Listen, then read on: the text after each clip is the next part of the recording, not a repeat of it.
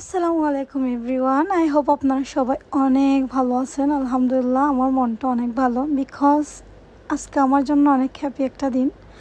আমার দেশ থেকে আমার জন্য অনেক কিছু পাঠাচ্ছে, তাই ভাবলাম একটু শেয়ার করে আপনাদের সাথে।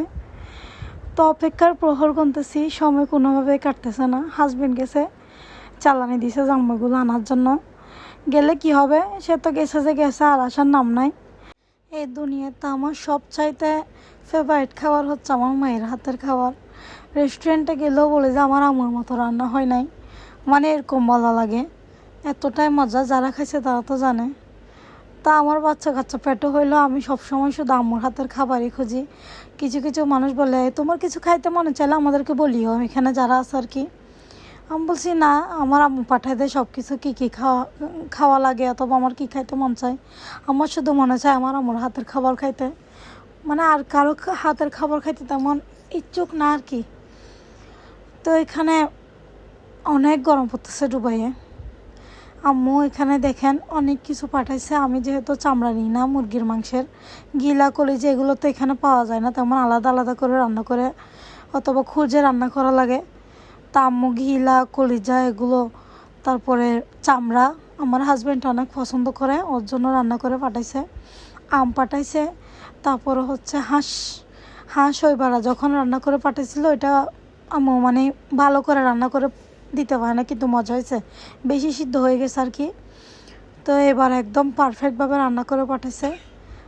আরও অনেক কিছু দিতে পারতো, বাট উনি বলছে 10 কেজি আনবে, বেশি আনতে পারবে না। এই যে বেলাস ফিটুগুট পরে দেখাবো, দেখি তোমাদেরকে কেমন হয়েছে। ওকে, তারপরে মানে বলছে প্রথমে 10 কেজি, তারপরে আমার আম্মা 1 কেজি বাড়তি দিছে। কি করবে, দিবে না মানে কম কম দিতে বললে সেখানেও মোটামুটি বাড়তি দেওয়া লাগে, কারণ অনেক দূর থেকে পাঠাচ্ছে ভালোবাসা। কখনো তো নাতি আছে, মেয়ের জামাই আছে, কম তো দিতে পারে না। 5-6 কেজিগুলো চোখেও লাগে না, মনে বলে যে আরেকটু যদি দিতে পারতাম, এরকম করে আর কি দেশ থেকে পাঠানোর সময়। এখানে কিন্তু ফুল সালানি না, এগুলো হাফ, সেজন্য আমার মাথা গরম হয়ে গেছিলো। এগুলো হচ্ছে হাফ নিয়ে চলে আসছে, আর হাফ আনে নাই। তো এখানে আমি আমগুলো কেটে নিচ্ছি। আব্বু আম ফাটেছে যে, একটার মধ্যে চুনও লেগে থাকছে, পান খাওয়ার চুনা। তা আমার ছেলে তো মাশাল্লাহ সবার আগে নানিকে ভিডিও কল করে খাচ্ছে, যেটা দেখাই ফেলছে একটা নিয়ে। পরে এগুলো আমি কাটতেছি বসে বসে সবার জন্য। বাচ্চারা তো ভীষণ খুশি, নানা চেক করে করে দিছে মজার আম। এখন মানুষ খুঁজতেছে যদি আরেকবার পায় আরেকবার পাঠানোর জন্য।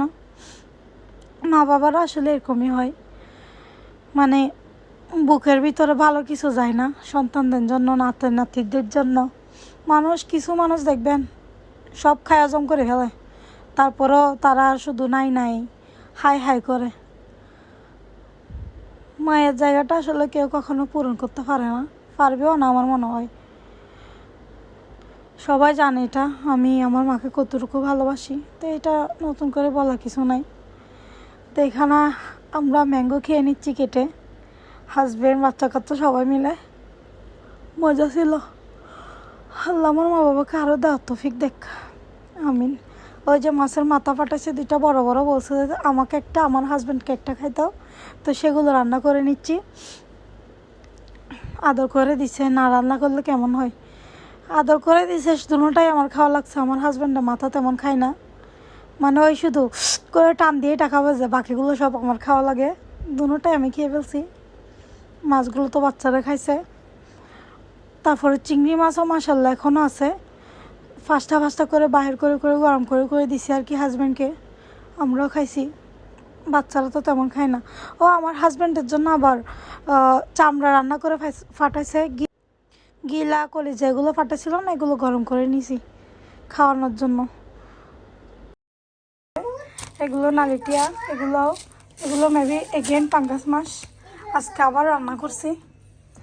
ওই দিন আম্মু যা পাঠাইছে সালানি, হাফ পাইছি আর হাফ পরে পাইছি। পরে পেয়ে রান্না করে খেয়ে ফেলছি। এখন খাওয়া দাওয়ার পরে যেগুলো ছিল পরবর্তীতে খাবো আস্তে আস্তে, ওইগুলো দেখাই দিলাম। আরও পাঠাইছে ঘি, ছোটো একটা ঘি, আমার জামাইয়ের স্পেশাল গন্ধরাজ তেল, ওর ফেভারিট তেল। শেষ হয়ে গেছিলো বলছিলাম, আম্মু শুনছে, ফাটা দিছে।